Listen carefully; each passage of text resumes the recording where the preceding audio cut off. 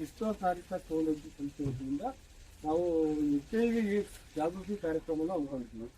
ಈ ಒಂದು ಸಂದರ್ಭದಲ್ಲಿ ಏನಾಗ್ತೀವಿ ಅಂದ್ರೆ ಇತ್ತೀಚಿನ ದಿನಗಳಲ್ಲಿ HIV ಅನ್ನೋದು ಜಾಸ್ತಿ ಹರಡ್ತದೆ.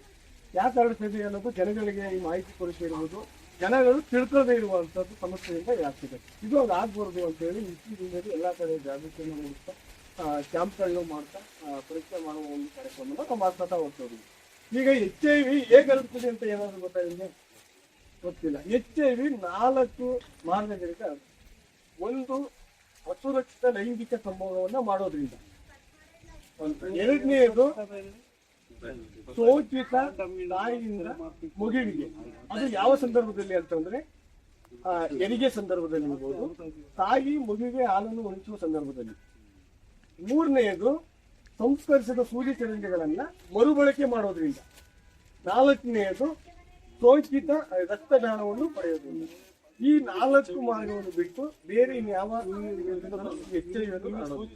ಈ ಕೆಲವರು ಹೇಳ್ತಾರೆ ಏನಂತ ಹೇಳ್ತಾರೆ, ಈಗ ಸೇವಿಂಗ್ ಮಾಡಿ ಒಬ್ಬರಿಗೆ ಸೇವಿಂಗ್ ಮಾಡಿ ಇನ್ನೊಬ್ರಿಗೆ ಸೇವಿಂಗ್ ಮಾಡಿದ್ರೆ ಅದು ಬರಲ್ಲ. ಅವ್ರ ಜೊತೆ ತಿರುಗಾಡೋದ್ರಿಂದ ಇರ್ಬೋದು, ಅವ್ರ ಜೊತೆ ಆಟ ಆಡೋದ್ರಿಂದ ಇರ್ಬೋದು, ಅಥವಾ ಅವ್ರ ಜೊತೆ ಊಟ ಮಾಡೋದ್ರಿಂದ ಇರ್ಬೋದು, ಯಾವುದೇ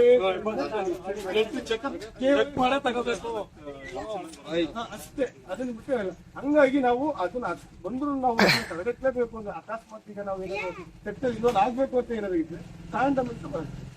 ವಿತೌಟ್ ಕಾಂಡಮ್ ಇಂದ ಯಾವುದೇ ಒಂದು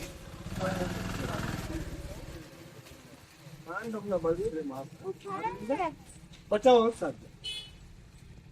ಇದು ಈ ಮಾಹಿತಿ ನಿಮ್ಗೇನಾದ್ರು ಒಂದು ಹೆಚ್ಚಿನ ಏನಾದ್ರು ಹೇಳ್ಬೇಕು ಅಂತಂದ್ರೆ ಟ್ಯಾಬ್ಲೆಟ್ ಬಂದ್ರೆ ಟ್ಯಾಬ್ಲೆಟ್ ಈಗ ಅಕಸ್ಮಾತ್ ಕೆಲವರು HIV ಏನಾದ್ರು ಬಂದ್ರೆ ಅದಕ್ಕೋಸ್ಕರ ಸರ್ಕಾರದಿಂದ ಹೇಳ್ತಿ ಒಂದು ಕೇಂದ್ರದಿಂದ ಉಚಿತವಾಗಿ ನಿರಂತರವಾಗಿ ಟ್ಯಾಬ್ಲೆಟ್ ತಗೊಳ್ತಾ ಹೋಗ್ತೀವಿ.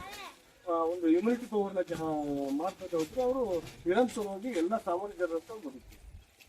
ಸರ್ಕಾರದಿಂದ ಈ ಒಂದು ಸಂಬಂಧಪಟ್ಟಂತ ಎಲ್ಲಾ ಮಾಹಿತಿ ಇರ್ಬೋದು, ಟ್ಯಾಬ್ಲೆಟ್ ಇರ್ಬೋದು, ಆರೋಗ್ಯ ಬಗ್ಗೆ ಇರೋಕ್ಕೆ ಯಾವುದೇ ತರದ ಒಂದು ತುಂಬಾ ಸಹಕಾರ ಸಹಾಯವನ್ನು ನೀಡ್ತಾರೆ.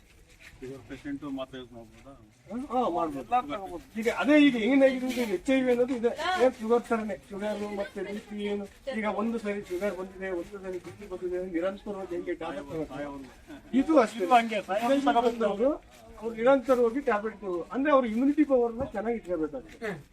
ಅದ್ರ ಮೇಲೆ ಅವರ ರೋಗ ನಿರೋಧಕ ಶಕ್ತಿಯನ್ನ ಯಾವ ಮಟ್ಟದಲ್ಲಿ ನಾವು ಇಟ್ಬೇಕು ಅದ್ರ ಬಗ್ಗೆ ಈಗ ಮಾತ್ರೆ ಬಿಡ್ತಾರೆ.